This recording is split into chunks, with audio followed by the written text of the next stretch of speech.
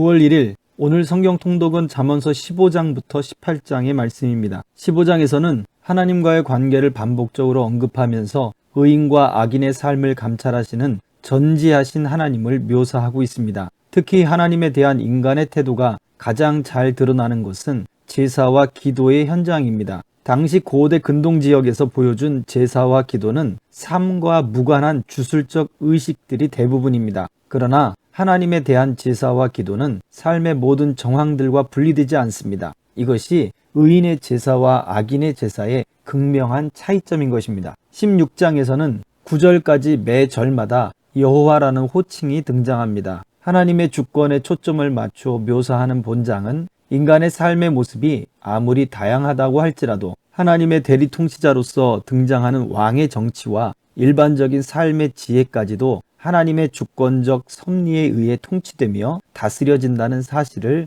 묘사하고 있습니다. 이러한 신앙적 자세는 인간의 가치관을 형성하는 중요한 기준이 됩니다. 17장에서는 대칭적인 평행법보다 한 개념을 연장해서 설명하는 연속적인 문장이 많이 등장합니다. 참 지혜를 가진 이가 실천해야 할 것들, 예를 들어 참된 가치를 추구한다면 떡 한 조각만 있어도 화목한 모습을 실천할 수 있어야 함을 강하게 부각시켜서 하나님과의 수직적 관계 속에 나타난 지혜는 수평적 삶 속에 실천되어야 함을 강조하고 있습니다. 이와 같은 성도의 삶의 윤리와 실천적 방법들은 다양한 각도 속에서 조명되어 설명되는 하나님에 대한 바른 이해를 통해서만 주어짐을 알려주는 것입니다. 마지막 18장은 자신이 속해 있는 공동체 속에서의 지혜를 여러 가지 측면에서 묘사합니다. 공동체 속에서 언어의 올바른 사용과 그 결과들에 대해 집중하고 참 지혜를 통해 공동체 속에 나타나는 구체적인 결과들로